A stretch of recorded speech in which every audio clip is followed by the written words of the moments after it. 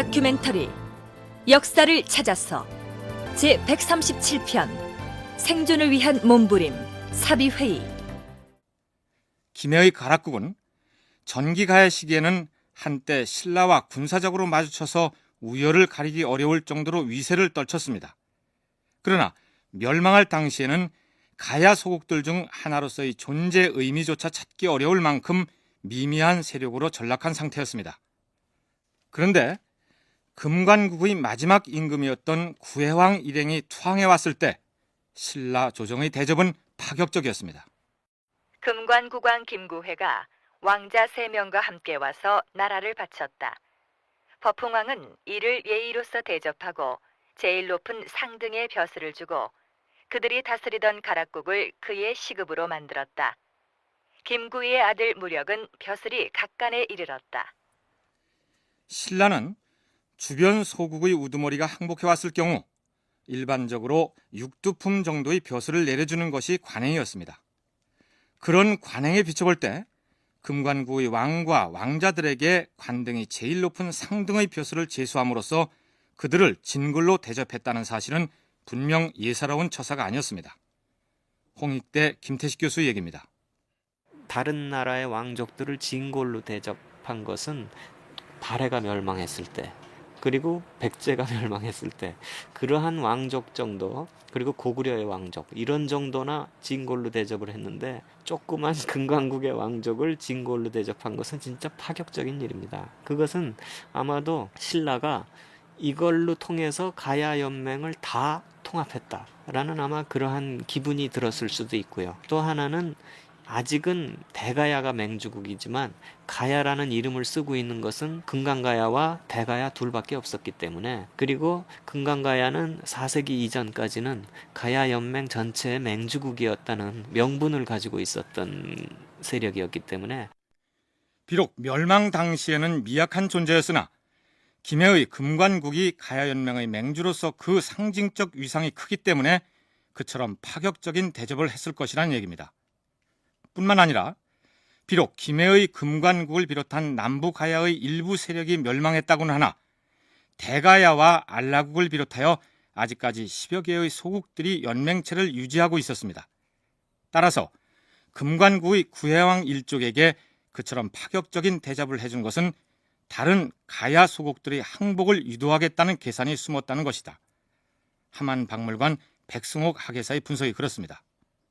그것은 신라 측의 입장에서 보면 이후 가야 지역을 힘 안 들이고 잠식해야 되는, 복속시켜야 되는 그런 생각도 있었을 테니까 어떤 예우를 해줌으로써 다른 가야 세력들도 자진해서 항복해 올 수 있게끔 하는 그런 일종의 전술로도 보여집니다. 그래서 어쨌든 신라의 전술 속에 서이든 아니면 김해 가야 세력의 자진 항복이든 간에 이후 신라사의 전개 과정 속에서 김해 가야 세력은 예우를 받게 되고, 금관국의 구해왕이 스스로 나라를 갖다 바치는 형식으로 항복을 함으로써 이후 신라 역사의 전개 과정 속에서도 김해 세력이 예우를 받았다고 했는데 그것은 훗날 신라 세력이 주축이 되어서 역사를 기록할 때에도 큰 영향을 미쳤던 것으로 보입니다.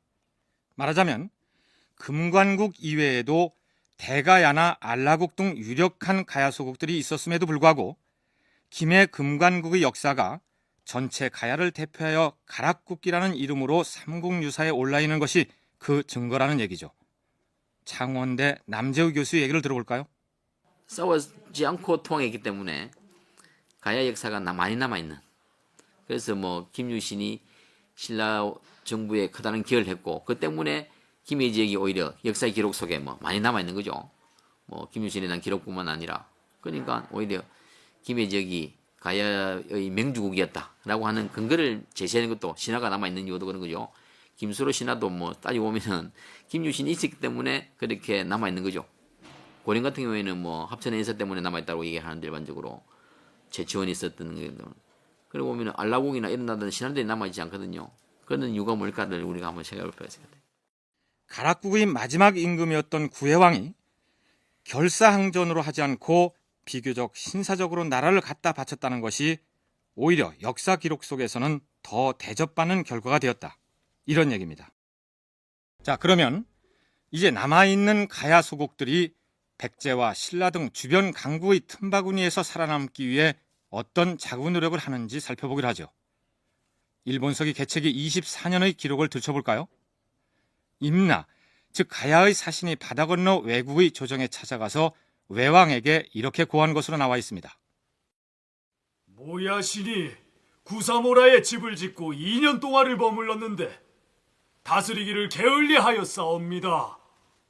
모야시는 외국에서 가야에 보이는 사신 이름이며 구사모라는 지금의 창원 지방을 일컫습니다. 모야신은 즐겨 서탕을 설치해놓고 진실된 사람은 문드러지지 않을 것이고 거짓된 사람은 문드러질 것이다라고 하였사옵니다. 그러므로 탕에 던져져서 데워 죽는 사람이 많았사옵니다. 뿐만 아니라 백성을 괴롭힘으로 사람들 사이에 원성이 드높사옵니다. 여기 나오는 서탕이란 맹사할 서자에 목욕탕할 때 쓰는 끓일 탕자로 된 말인데 일의 옳고 그름을 판단하기 위해서 목욕 재개를 하고 신에게 맹서한 후에 손을 열탕에 집어넣게 하여 손이 짓무른 자를 나쁜 짓을 한 사람으로 판결을 내리는 고대 재판의 한 방법입니다. 이런 식의 재판이 실제로 가야에서 행해졌는지는 혹은 가야에 건너온 외인들 사이에서만 행해졌는지는 확실치 않습니다. 어허, 모야신이 주어진 임무를 소홀히하고 그처럼 나쁜 행실을 일삼는다면 마땅히 불러들여 죄를 물어야 할 것이다. 짐이 당장 사람을 보내 그 자를 소환할 것이니라. 천왕이 그 행실을 듣고 사람을 보내 불러들이려 하였으나 모야시는 들어오려 하지 않고 사람을 보내 이렇게 말했다. 천황 폐하, 신은 아직 이곳 가라에 와서 왕명을 이루지 못하였는데 지금 돌아간다면 그동안 헛고생만 하다 돌아가는 셈이니 부끄러워서 마음이 편안할 수가 없사옵니다.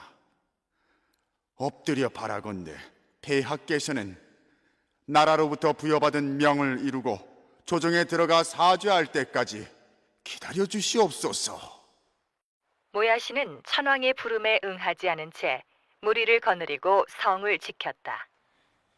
일본 서기에는 모야신이라는 인물이 외왕의 명을 받고 파견된 사신으로 묘사되어 있는데 이들이 정확한 신분이 무엇이며 가야에서 수행하는 역할이 무엇인지는 조금 뒤에 살펴보기로 하겠습니다.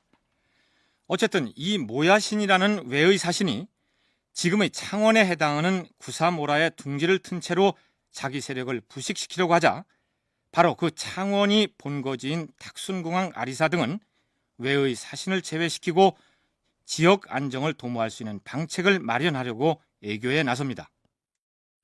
모야신이 사소한 일만 일삼고 맡은 바 임무에 힘쓰지 않은 탓에 외국으로 돌아가도록 수차례 권하였는데 어찌 됐느냐?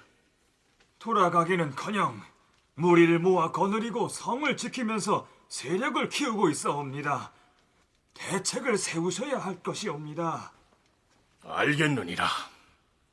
이 기회에 외의 세력을 추방하기 위하여 신라와 백제에 군사를 요청하는 청병사절을 보낼 것이다. 구례사기모는 이 길로 즉시 신라 조정으로 가서 짐의 서찰을 전하고 노수구리는 백제로 가서 군사를 청하도록 하라. 탁순왕 아리사 등이 군사를 청하기 위한 청병사절을 신라와 백제에 보냈는데 그 결과가 어떻게 되었을까요? 두 나라는 아리사 등의 청에 응하여 군사를 움직입니다. 그런데 알라의 걸탁성에 진주에 있던 백제군의 움직임이 심상치 않습니다.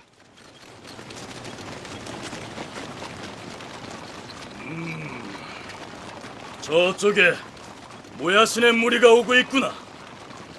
감히 우리 백제군에게 정면으로 맞서겠다고 나서다니 이 기회에 매운맛을 보여주겠다.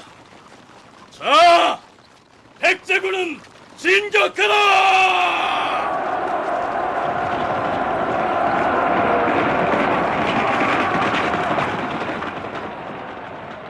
모야시는 백제 군사가 온다는 소식을 듣고 맞서 싸웠는데 부상하거나 죽은 자가 반이었다. 백제는 탁순의 아리사 등이 보낸 사신 노수구리를 붙잡아 형틀에 채우고 쇠사슬로 묶은 다음 신라와 함께 성을 에워쌌다. 모야시는 성에 의지하여 굳게 지켰으므로 사로잡을 수 없었다. 그런데 모야신이라는 외인의 무리를 공격하러 온 백제군은 모야신이 좀처럼 항복을 해오지 않자 아예 그곳에 한 달 동안 머물면서 구리에 몰아, 즉 지금의 칠원 지방에다 성을 쌓고 군대를 주둔시킵니다. 그러니까 백제는 그 기회에 아예 탁순국까지 점령해서 신라에게 선점당한 교역의 주도권을 확대하고자 했던 것이죠. 그 기록의 끝부분은 이렇게 되어 있습니다. 백제군은 돌아올 때 길목에 등리지모라, 포나모라, 모자지모라, 아부라, 구지파다제 등 5성을 함락시켰다. 김태식 교수는 백제군이 돌아올 때 함락시켰다는 5성은 칠원과 창원의 경계 지역에 있는 성들로 파악하고 있습니다. 백제군이 결국은 구례산 탁순을 공격하다가 탁순을 함락시키지는 못하고 탁순 그 서북 쪽에 있었던 구례모라, 즉 칠원으로 저는 비정하고 있는데요. 거기에 성을 쌓고 돌아가면서 또 5성을 함락시켰다라고 보는데, 지금 그 이 칠원 방면에서부터 창원과의 경계 지역에 5성이 몇몇 산이 있는데요. 대개 그 지역이 아닌가 보고 있습니다. 애당초에 외국으로부터 사신 모야신을 데려온 쪽은 알라국이었습니다. 그 외의 사신을 매개로 해서 어려움에 처한 가야의 정세를 타개해보려고 했던 것인데, 알라국과 탁순국 일대 5개의 성만 백제에 빼앗기는 결과가 되고 만 것입니다. 부여박물관 이용현 학예사의 얘기를 들어보시죠. 사료 비판을 해서 그 내용의 실상을 살펴보면은요, 알라가 그 근각모야신을 초빙해서 멸망에 대한 타개책을 도모한 것으로 보이고요. 결국은 잘 되지 못해서 그 목적을 달성하지 못하고 오히려 외세를 불러들여서 백제가 구례모라성 등 5성을 차지하게 되는, 알라 입장에서 보면은 구례모라성 등 5성을 빼앗기고 마는 빌미를 마련하게 되었습니다. 그것은 백제의 상투적인 수법입니다. 알라국 바로 코앞에다 걸탁성을 쌓아놓고 군사를 진출시키면서 압박을 가한 것처럼 탁순국에 대한 군사적인 압박을 가함으로써 그들 나라를 백제의 영향권 아래 두고자 했던 것이죠. 일본서기에는 외의 사신 모야신이 본국의 소환령에 따라 귀국하다가 대마도에 이르러 병에 걸려 죽은 것으로 되어 있습니다. 서기 541년 백제의 수도 사비에서 국제회의가 열립니다. 먼 길 오시느라 수고들이 많으셨소. 일본 천황이 명령한 바는 오로지 임나를 재건하라는 것이요. 이 자리엔 알라와 카라, 그리고 졸마, 산반에, 다라, 사이기, 자타 등 가야 7나라의 한기들과 임나 일본부의 길비신이 참석을 하고 있소이다. 짐은 백제국의 왕으로서 천황의 조칙을 듣기 위해서 여러분을 부른 것이요. 백제 성왕의 인사말로 회의가 시작됩니다. 물론 백제왕을 비롯한 가야의 한기들, 즉 가야 국왕들이 일본 천황의 조칙을 듣기 위하여 모였다는 일본서기의 표현은 터무니없는 왜곡이기 때문에 무시해도 될 것입니다. 이 회의의 성격을 알아보기 전에 먼저 짚고 넘어가야 할 것이 있습니다. 회의 참석자 중에 임나 일본부 대표 길비신이 참석했다는 표현이 나옵니다. 일본서기에서 임나 일본부라는 표현이 여기 처음으로 등장하는 것이죠. 일본이라는 국호가 7세기 말에 가서야 처음으로 쓰이는데 서기 541년에 임나에 일본부가 있었다는 것은 말이 안 되는 것이죠. 먼저 김태식 교수의 얘기를 들어보시죠. 훈명기 2년조, 즉 541년조인데 이때부터 임나 일본부라는 말이 5번 나옵니다. 그것은 이제 일본서기 찬자들이 뭔가의 원사료를 임나 일본부라는 이름으로 이제 바꿔서 한자 표기한 것으로 보이고요. 지금 이 시기는 6세기 전반인데 6세기 전반에 일본이라는 국명 자체가 안 나옵니다. 그래서 일본에서도 그것은 7세기 말에 일본이라는 국명이 나타나기 시작한 것으로 보기 때문에 그렇다면 이미 150년도 더 전인데 일본이라는 말이 없어요. 그렇다면은 그럼 이게 뭐였을까? 일본서기 편찬자들이 일본이 200여 년 동안 한반도 남부를 지배했다는 구실거리를 만들기 위해서 사료를 윤색하여 임나 일본부라는 말을 억지로 끼워 넣은 것인데, 그렇다면 윤색하기 이전의 본래 표현은 무엇이었을까요? 어떤 표현을 지우고 그 대신에 임나 일본부란 말을 끼워 넣었을까요? 이용현 학예사 얘기입니다. 당시에 그 일본을 대치해서 그 외로 보는 방법입니다. 이 경우에는 임나 외부 이렇게 추정을 할 수가 있고요. 혹은 임나부 이렇게도 추정을 할 수 있겠습니다. 한편 임나 일본부라는 그 독법 야마토노 미코토 모치라는 점에서 아예 이를 그 임나에 파견된 외의 사신 이렇게도 볼 수 있습니다. 혹은 이들을 사신들의 기관으로 보아서 임나에 있는 외의 사신관. 임나라는 말은 일본서기뿐만 아니라 광개토항 비문과 중국 문헌인 한원과 통전에서도 확인되고 있듯이 가야를 지칭하는 말입니다. 그러면 가야의 일본부라는 뜻이 됩니다. 이제 일본부를 풀이해 볼까요? 일본부의 부는 우리가 입법부, 행정부 할 때 쓰는 관청부인데 군사권과 행정권을 행사하기 위해서 일정한 지역에 설치했던 막부를 의미한다. 그러나 고대 일본에서는 그런 막부를 설치한 적이 없고 서기 667년에 가서야 축자도에 설치한 도독부를 일컫는 츠쿠시토 토쿠호, 즉 축자 도독부란 표현에 관청부자가 처음 등장한다. 따라서 서기 540년대에 나오는 임나 일본부의 부자는 관청을 지칭할 수 없다. 그런데 일본 서기의 여러 주석서를 보면 미코토 모찌라고 발음되는 말을 관청 부자로 기록했음을 알 수 있다. 그렇다면 일본부는 본래 야마토의 미코토 모찌란 뜻인데 미코토 모찌란 임금 어자의 일사자, 가질 지자를 쓰는 어사지였고 어사지는 왕의 명령을 전달하기 위해 지방에 파견되었다가 해당 일이 끝나게 되면 왕에게 돌아가는 일회성의 사신이었다. 그러니까 결국 임나 일본부는 무슨 기관이 아니라 가야 지역에 파견됐던 외의 사신이다. 이런 얘기가 됩니다. 그런데 일본서기에 나타나는 임나 일본부의 활동을 짚어보면 가야의 여러 나라 중에서 알라국을 위해 활동하는 것으로 나타납니다. 임나 일본부에서 그 활동한 그 사람들 혹은 임나 일본부로 대변되는 사람들의 활동 무대를 살펴보면은요, 가야 전체가 아니고 한결같이 그 알라 지역으로 국한됩니다. 그리고 공통적인 것은 이들이 알라왕과 밀접한 관계에 있다는 것이죠. 따라서 이들 임나 일본부 관련 외계 인물들은 가야 전체의 외교를 대변했다기보다는 직접적으로는 알라국과 밀접한 관계 속에서 국한적으로 활동했던 것으로 보여집니다. 자, 그러면 이렇게 정리가 됩니다. 임나 일본부란 하만의 알라국을 위해 애교 활동을 했던 외의 사신이다. 자, 그렇다면 임나 일본부가 어떻게 해서 가야에 만들어지게 되었는지 이번에는 홍익대 김태식 교수와 함께 그 내력을 살펴보기로 하겠습니다. 김태식 교수는 우선 귀에 거슬리는 임나 일본부란 말을 다른 말로 바꿔 부르자고 제안합니다. 우선 임나 일본부의 그 일본이라는 말이 이거 6세기 전반 기사인데 일본이라는 말이 7세기 말에 나오는 거니까 이거는 외로 바꿔야 된다.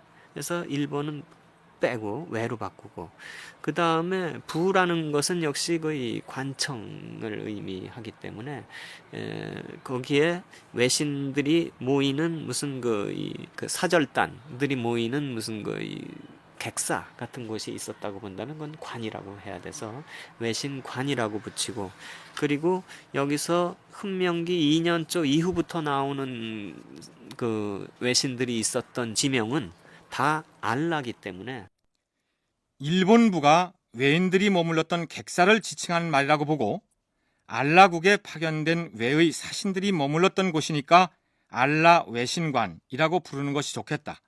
아니, 애당초 왜곡하기 전에 원래 명칭이 알라 외신관이었을 가능성이 크다. 이런 얘기입니다. 실제로 훈명기 15년 12월조에는 알라에 있는 외의 신하를 의미하는 제알라 외신이라는 표현이 나옵니다. 미처 임나 일본부의 신하라고 바꾸지 못하고 빠뜨린 것이 아니겠습니까? 그렇다면 임나 일본부, 아니 알라 외신부의 그 사신들은 외왕이 직접 파견했을까요? 알라의 외인계 혈통을 가진 신하들이 좀 있었다.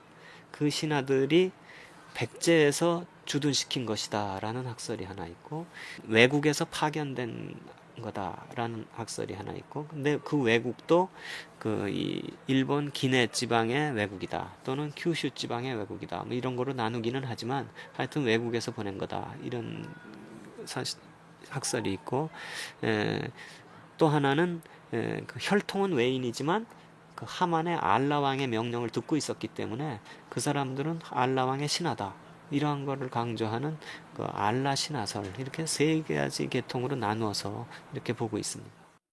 어쨌든 알라국의 왕이 알라국의 애교를 위해서 활용했던 외인 혈통의 사람들 혹은 그들이 머물렀던 객관이 임나 일본부라고 왜곡되었고, 그 본래 이름으로는 알라 외신부라는 호칭이 적당하다.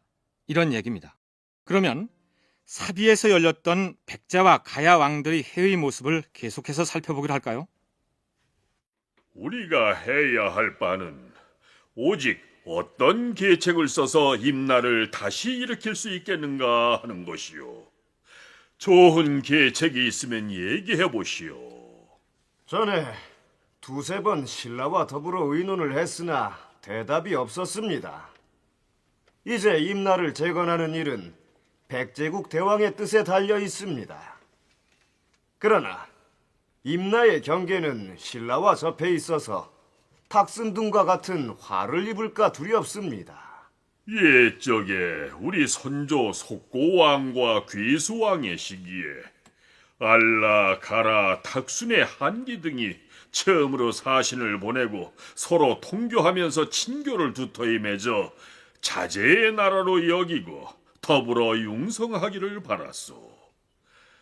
그런데 지금 신라에게 속임을 당하여 임나를 한에 사무치게 한 것은 과인의 잘못이요. 짐은 임나를 재건하려고 하는 일을 아침 저녁으로 잊어본 적이 없소이다. 우선 백제 성왕의 발언 내용을 되짚어보도록 하겠습니다. 성왕이 얘기한 속고왕과 귀수왕은 백제의 13대 임금이었던 근초고왕과 14대 근구수왕을 일컫습니다. 그렇다면 속고왕과 귀수왕의 시기에 백제가 알라, 가라, 탁순의 왕들과 처음으로 사신을 교환하고 통교했다는 것은 무슨 뜻일까요? 신공기의 기사를 근거로 해서 369년 혹은 472년, 다시 말해서 그 4세기 후반이나 5세기 전반에 백제가 그 가야를 정복했다고들 주장을 하는 경우도 있는데요. 이것은 사실과 좀 다를 수 있습니다. 오히려 신공기의 그와 같은 기사보다는 후대의 좀 더 정확한 훈명기의 성왕의 발언을 근거로 해서 전쟁을 통한 그 정복 관계가 아니라 오히려 이 시기에 통교 관계가 개시되었다고 보는 편이 더 타당할 것입니다. 무슨 얘기냐 하면 우리가 예전에 일본서기 신공기 49년조에 등장하는 다음과 같은 기록을 검토한 적이 있는데요. 신공 49년 봄 3월 황전별과 노가별을 장군으로 삼아 군대를 거느리고 건너가 탁순국에 이르러 신라를 치려고 하였다. 이때 어떤 사람이 군사가 적어 신라를 깨뜨릴 수 없으니 늘려주도록 요청하십시오 라고 하였다. 곧 목낙은 자에게 정병을 이끌고 가도록 하였다. 함께 탁순국에 모여 신라를 격파하고 비자발, 남가라, 녹국, 알라, 다라, 탁순, 가라의 7국을 평정하였다. 이에 백제왕 초고와 귀수가 군대를 이끌고 와서 신공기의 이 기록에는 일본 천황이 군사를 보내 가야 7국을 평정한 것으로 돼 있으나 실상은 백제의 근초고왕과 왕자 근구수가 주체일 것이다. 따라서 이 시기에 백제가 가야 7국을 점령했을 것이다. 이런 주장을 제기한 학자들이 있었습니다. 신공기의 내용으로만 본다면 그렇게 해석할 수 있겠죠. 그런데 서기 541년에 사비에서 열린 국제회의에서 백제 성왕은 근초고왕과 근구수왕이 처음으로 가야의 왕들을 만나 화친을 맺고 통교를 하였다고 얘기하고 있습니다. 이 부분이 진실에 가깝다는 얘기죠. 역시 그 기사가 후대의 관념에 의해서 조작된 거고, 실제로는 그 성왕이 표현하는 바처럼 이때서야 가야와 백제는 처음으로 사신단을 교환하고 통교를 맺기로 한 거, 이러한 것이 성왕의 발언이 그 당시에 대한 올바른 그 당시의 국제 정세를 표현한 것이다, 이렇게 생각이 들고요. 만일 신라가 틈을 엿보아 임나를 침략해오면 우리 백제는 마땅히 군사를 보내 구원할 것이니 근심할 바가 아니요.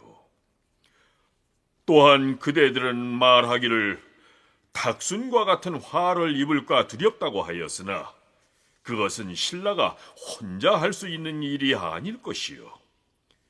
탁기타는 가라와 신라의 경계에 있어서 해마다 공격을 받아 패배하였는데 이로 말미암아 망하게 되었소. 남가라는 땅이 협소하여 불의의 습격에 방비할 수가 없었고 의지할 데도 없어서 망한 것이요. 성왕은 김해의 남가라와 탁기탄국이 패망하여 신라에 넘어가게 된 원인을 이렇게 진단하고 나서 탁순국에 대한 얘기로 옮겨갑니다. 탁수는 위아래 사람들이 서로 다른 마음을 지녔는데 군주가 혼자 항복하려고 신라에 내응을 했고 이 때문에 망하게 된 것이요. 탁기탄에 대해서는 급습에 대비하지 못했기 때문에 멸망했다, 이렇게 얘기를 하고 있고요. 또 남가라에 대해서도 역시 같은 이야기를 하고 있습니다. 그 반면에 문제가 되는 탁순에 대해서는 그 상하가 서로 그 다른 마음을 먹어서 요컨대 그 의견 통일이 안 돼 있어서 그 내분 때문에 망했다, 신라에게 멸망하고 말았다, 이렇게 분석을 하고 있습니다. 즉 당시 백제의 눈에서는 아마도 그 탁순이 백제와의 원활한 관계를 갖지 못하고 신라에 내응해서 신라로 투항한 것으로 판단한 것이 아닌가.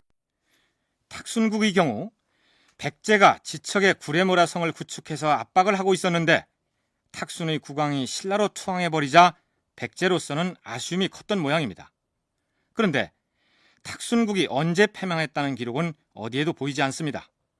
다만 541년의 사비회의에서 성왕이 탁순국의 패망 원인을 거론함으로써 탁순이 망했다는 사실을 짐작할 수 있을 따름입니다. 그 탁순국은 위아래가 서로 다른 마음을 가지고 있었고, 대개 그 하층민들은 독립성이 강합니다. 그래서 망하는 걸 싫어하는데 그 윗사람들은 조금 다른 생각하고 있거든요. 그래서 그 이 왕은 항복하고자 원했고, 그 아랫사람들은 독립하려고 하는데도 그 위에 그 이 탁순국 왕 일행이 신라 왕에게 항복했다, 이제 이러면서 이제 비난을 하게 되는데, 하여튼 이 기사를 통해서 541년에는 이미 탁순국이 지금 망해 있었다 하는 것을 확인할 수가 있고. 그렇다면 탁순국은 언제 망했을까요? 서기 521년에 대가야와 신라가 결혼동맹을 맺어서 신라와 가야의 관계가 원활했으니 그때까지는 건재했겠죠.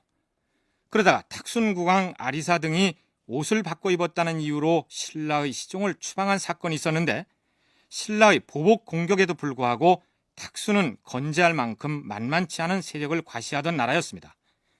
그런데 성왕이 가야의 소국들이 멸망한 원인을 나열하는 순서를 보면 탁기탄을 제일 먼저 거론하고 그 다음에 김해의 남가라, 그리고 그 다음에 탁순국을 들먹입니다. 김해의 남가라가 532년에 망했고 사비회의가 541년에 있었으니까 그 사이에 어느 때 망했다는 얘기가 됩니다. 가야의 역사가 고구려, 신라, 백제처럼 가야 본기로 기록되어서 전해졌더라면 탁순국의 멸망 시기를 놓고 이런 추리를 하는 수고를 안 해도 됐겠죠. 아니 이게 무슨 소리냐? 저기 군사들이 몰려오고 있지 않느냐? 대왕마마, 신라군이 몰려오고 있사옵니다. 신라군이 우리 탁순국을 점령하겠다고 쳐들어오고 있단 말이냐? 그렇사옵니다. 소장이 군사를 이끌고 나가 맞서 싸울 것이니 명령을 내리시옵소서. 신라는 작은 나라가 아니니라. 어찌 맞서 싸우자고 하느냐? 대왕마마, 그러면 가만히 앉아서 신라에게 나라를 내어주자는 말씀이옵니까? 군대를 다 동원한들 어찌 신라의 대군을 막을 수 있겠느냐? 중과부적일 때는 맞서지 않는 것이 상책이니라. 대왕마마, 어인 말씀이옵니까?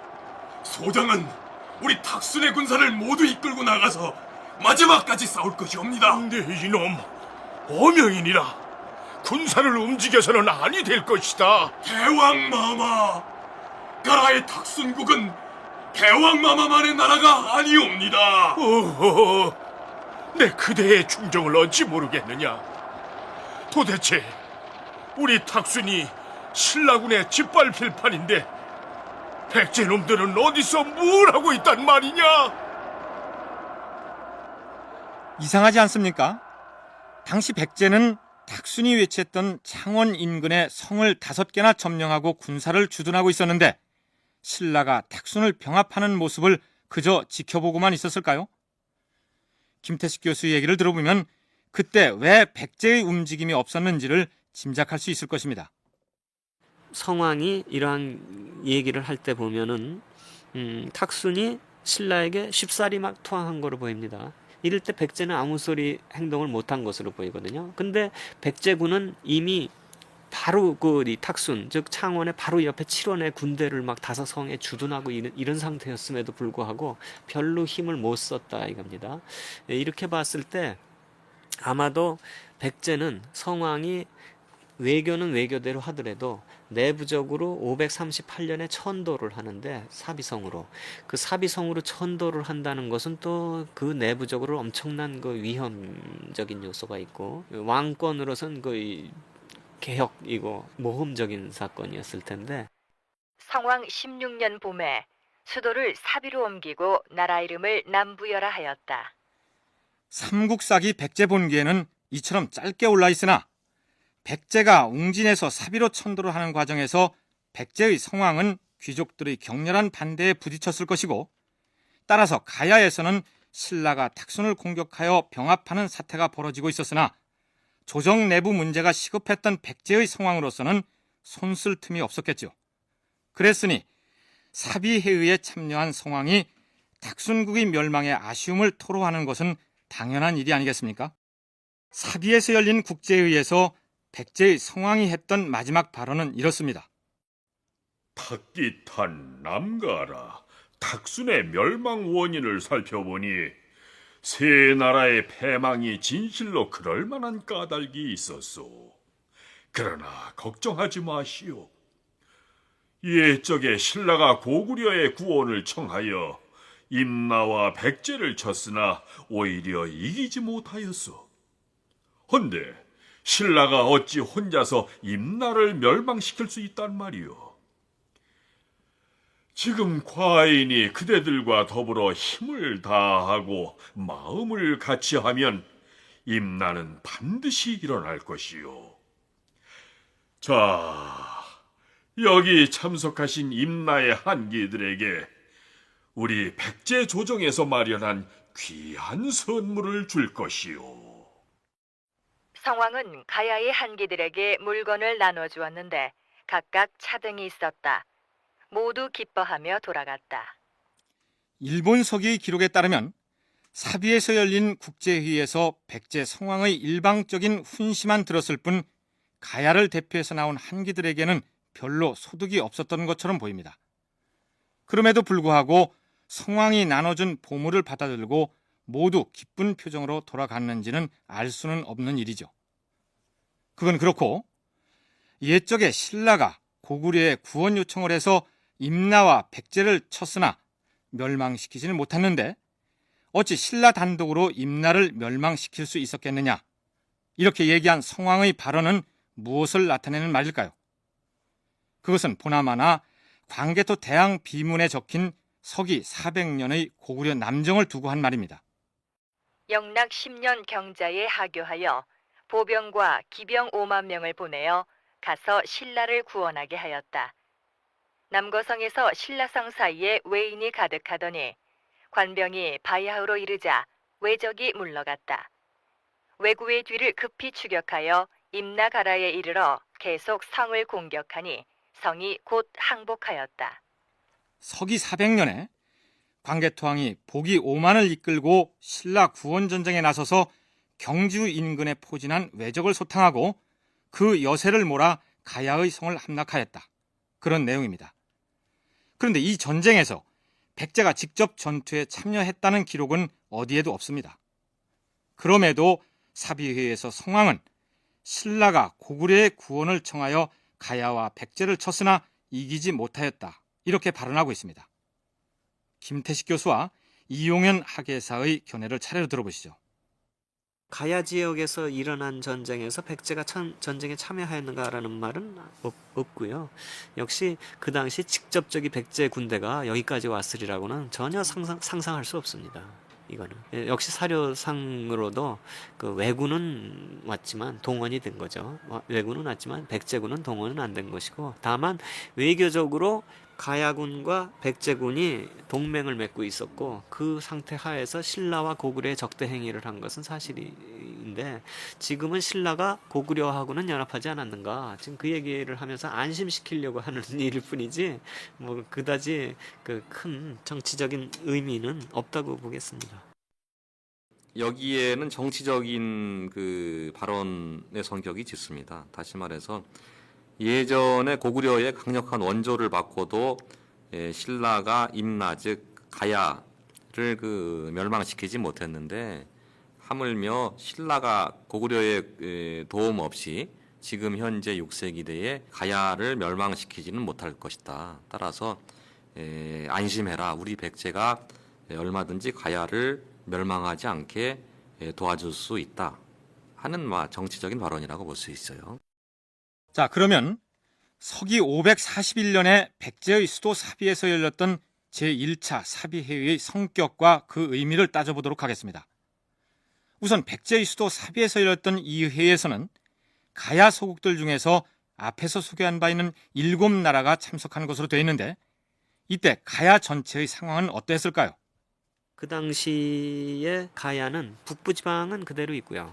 남부지방은 서부지방은 상당수가 백제 쪽으로 좀 뺏겼고, 동부지방도 역시 세 나라가 신라에게 뺏긴 상태에서 남은 7, 8개국의 가야 소국들이 이제 있었고, 그 시기에 그 알라국은 대가야국은 기존의 그 세력권은 그대로 유지하고 있었을 것으로 보이고요. 알라국은 예전에는 그 동쪽까지 백제군이 와 있어서 별로 힘을 못 썼을 텐데, 창원의 그 이 탁순국이 함락이 되면서 그 창원의 탁순국의 을 통해서 신라 군대가 그 칠원 지방에 있었던 그 구레모라 성을 쳐서 함락시켰을 것으로 보고 있습니다. 창원의 탁순국이 신라군에 의해서 함락되자 함안의 알라국 역시 자신의 목소리를 내면서 지탱하기가 어려웠을 것이기 때문에 자구책으로 친신라적인 노선을 택하지 않았나, 이렇게 판단됩니다. 그런데 이 회의가 가야연맹체의 일원이었던 탁기탄과 탁순, 그리고 남가라 등 신라에 의해 멸망한 나라들을 회복하기 위한 국제회의라면 당연히 가야연맹체의 연맹장이었던 고령의 대가야가 앞장을 서야 할 것이 아니겠습니까? 그러나 대가야는 이 회의에 대표가 참석했다는 언급만 있을 뿐 별 역할을 못하고 있는 것 같습니다. 어떻게 된 일일까요? 대가야가 눈에 띄지 않는다는 점입니다. 반대로 알라 즉 아라가야 중심으로 일본 서기에서는 서술이 되고 있는데요. 여기에 대해서 첫 번째, 대가야의 세력이 위축되었다고 볼 수 있습니다. 다시 말해서 5세기 말부터 유지되던 대가야 중심의 가야 제국은 대가야의 위축으로 인해서 남부의 그 알라가야 중심으로 운영되고 있었다고도 해석이 가능합니다.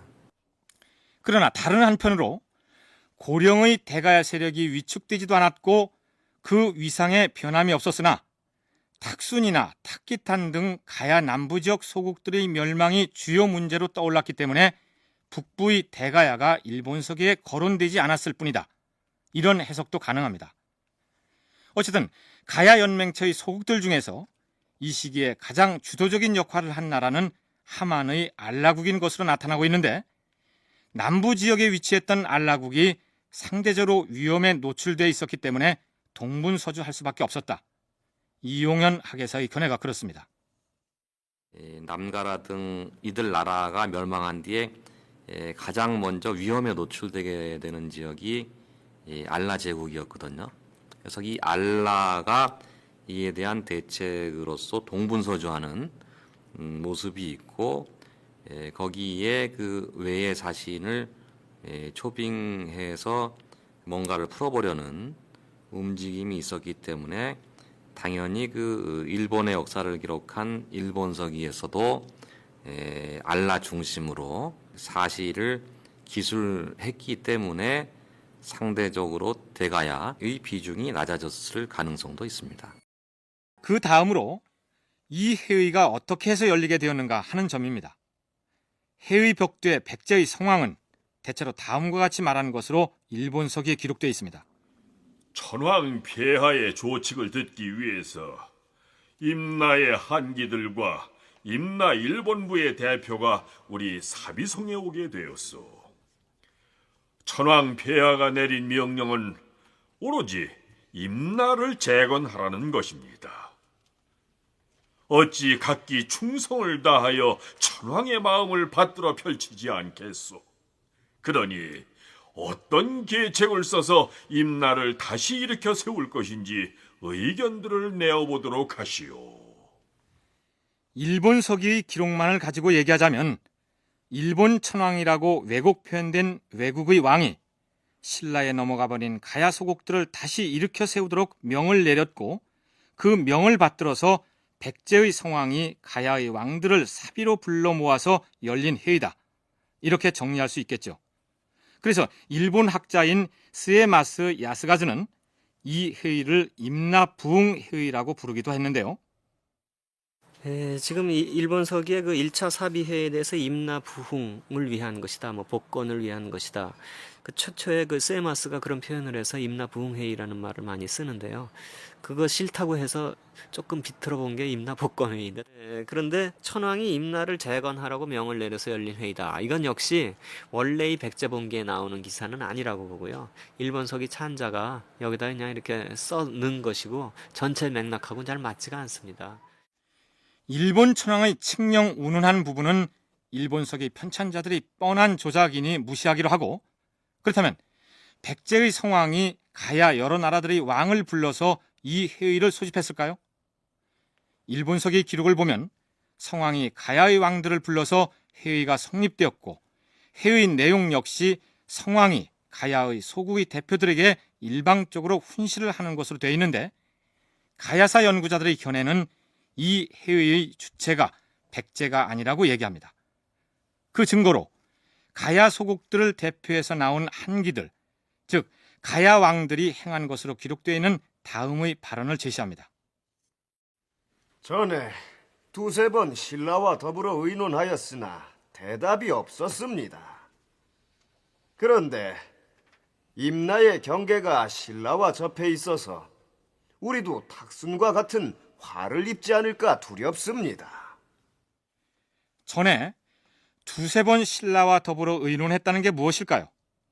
아마도 위기 극복을 위한 대책을 마련하기 위해 가야의 한기들이 모여 이런 논의를 했겠죠. 지금 우리 가야의 운명이 풍전등화입니다. 탁기탄이 무너지더니 남가라가 무너졌고 탁순국마저 신라에 투항하고 말았습니다. 이러다가 우리 가야 형제국들이 모두 신라와 백제의 영토 확장 노름에 희생되지 않는다고 누가 장담하겠습니까? 그래서 오늘 우리가 이곳 알라국에 모인 것 아닙니까? 한 가지 명심해야 할 것은 우리 형제국들이 힘을 합치지 않고 뿔뿔이 흩어진다면 장래를 보장할 수 없다는 것입니다. 우리 가야가 언제부턴가 남부 지역과 북부 지역이 서로 분리되어서 대외적으로 한 목소리를 내지 못한 것도 한 가지 원인입니다. 이제부터는 공동 대처 방안을 마련해서 행동 통일을 해야 할 것입니다. 우리 가야는 백제와 신라의 사이에 끼어서 곤란한 지경에 빠져 있습니다. 우리 가야의 영토를 두고 백제와 신라가 서로 무력 충돌을 벌일 가능성은 없습니까? 그들은 서로 싸우지 않을 겁니다. 북방의 강국인 고구려가 남하 정책을 펴고 있는 터에 섣불리 군사를 움직였다가는 고구려에게 당할 우려가 있기 때문입니다. 우리 형제국들이 한데 뭉쳐서 위기를 타개해 나가자는 의견에는 모두 동의를 하는 것 같은데 문제는 백제와 신라 사이에서 우리가 어떤 입장을 내보이느냐 하는 점입니다. 바로 그겁니다. 힘이 약한 우리라고 선택의 여지가 아주 없는 것은 아닙니다. 아니 무슨 얘기요? 우리가 선택할 수 있는 방안이 뭐요? 우리 가야의 모든 나라들이 협력해서 공동 사신단을 구성하는 겁니다. 사신단을 꾸린 다음에는 1차적으로 신라의 사신단을 파견합시다. 사신단을 만든다고? 신라의 사신단을 보내? 신라의 사신단을 보내서 어떤 제의를 하자는 거지요? 신라가 점령한 남가라, 타키탄, 탁순을 내놓으라고 요구해야죠. 최소한 돌려받지는 못하더라도 앞으로 남은 가야 형제국들에 대한 무력 행사는 못하도록 화친 관계를 맺자고 요구해야 합니다. 신라가 그런 요구에 응하겠습니까? 응하지 않으면 우리 가야 형제국들은 모두 백제 편을 들겠다 이렇게 나가는 겁니다. 신라로부터 거절당할 경우 사신단을 백제 쪽에도 파견해서 우리 형제국이었던 기문, 대서의 땅을 백제가 점거하고 있는 문제의 해결책을 요구하면서 화친 요구에 응하지 않으면 우리 가야 형제국들은 친신라 쪽으로 나가겠다 이렇게 얘기하는 겁니다. 그거 참 좋은 생각이요. 그렇게 하면 되겠네요. 아이고 됐어요.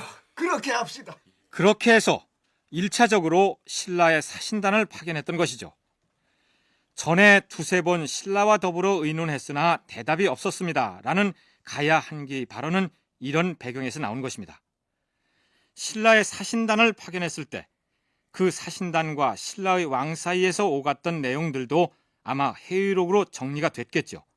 그러나 일본석이라는 사서가 백제 패망 후에 백제인들이 가져간 사서에 의해서 기록되다 보니 일방적으로 백제 편향의 내용들만 수록됐을 것이다. 이런 얘기입니다. 김태식 교수의 얘기를 들어보기로 하죠. 가야 연맹으로서는 자기의 세력을 확보하고 독립성을 유지해야 되는데 그러려면은 신라하고는 그 신라 쪽에 함락된 그 세 나라를 어떻게 해줄 것인가 하는 것을 의논해야 되고 백제 쪽하고는 백제 쪽이 이미 들어와 있는 그 하동이라든가 산청 일대 그 일대에 들어와 있는 백제군을 어떻게 너희가 할 것인가 하는 것을 그 타결을 지으면서 그것을 돌려준다든가 하면은 친백제로 가겠다. 아니면은 친신라로 가겠다 하는 것을 저울질하는 그러한 회의였는데 이 기사 전체가 백제계통 사료만 남아 있기 때문에 이 백제 쪽으로만 이렇게 나와 있는 것이지. 이용현 부여박물관 학예사는 가야의 대표들이 구체적으로 백제의 성왕에게 신라의 침공으로부터 가야를 지켜낼 수 있는 군사력을 지원해 주도록 요청했을 것이다 라고 얘기합니다. 신라에 화친 요청을 했다가 이렇다 할 응답을 듣지 못했으니 백제에게는 보다 분명하게 신라의 공격에 대한 군사 지원을 요청할 수 있었을 것이다. 이런 분석입니다. 가야 제국의 여러 왕들이 사신단을 꾸려가지고 백제에 가서 아마도 그 군사 지원을 요청한 것이 실상이 아닐까 생각됩니다. 그러한 것이었는데 백제에서는 이것을 백제 왕이 불러서 가야 여러 왕들에게 훈시를 내린 것으로서 이렇게 묘사가 되었습니다. 그 이유는 이 일본 서기의 서술의 저본이 되었던 책이 백제에게 사서였기 때문입니다. 이런 배경 때문에 그동안에는 일본 서기에 나타난 이 국제회의를 임나부응회의라고 부르거나 어감을 조금 바꾸기 위해서 임나재건회의 혹은 임나복권회의라고 표현하기도 했습니다. 그 회의 주체에 대해서도 외로 보는 설, 백제로 보는 설이 있는가 하면 그 회의 성격 역시 외의 임나 지배체제를 복구하기 위한 것이라는 설도 있었고 백제가 임나를 위성국으로 만들기 위한 것으로 보기도 했습니다. 그러나 이런 내용들은 외나 백제의 관점에서는 어느 정도 타당한 측면이 있으나 가야의 입장에서 본 것이 아니기 때문에 우리나라 학자들은 가치 중립적인 표현을 찾다가 이 회의가 백제의 도읍진 사비에서 열렸기 때문에 사비회의라고 지칭하고 있습니다.